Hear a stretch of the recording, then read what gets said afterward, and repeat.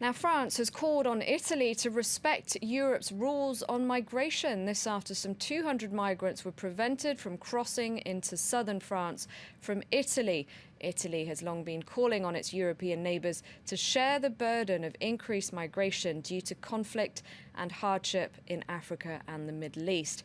Now, Amnesty International is urging world leaders to radically overhaul refugee policies and create a comprehensive global strategy to deal with the crisis.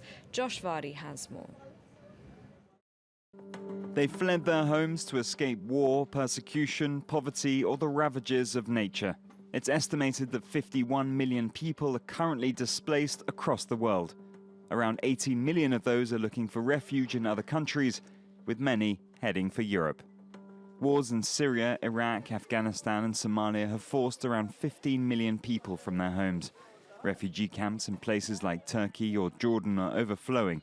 These are places where there is no work, nor the promise of a future, so many decide to risk their lives getting to Europe. Economic refugees are mostly from sub-Saharan Africa. They're the most difficult to count due to journeys that can take several years. Most know that their demand for asylum can be rejected if they use illegal means to travel, but many argue that taking this risk is still better than returning home.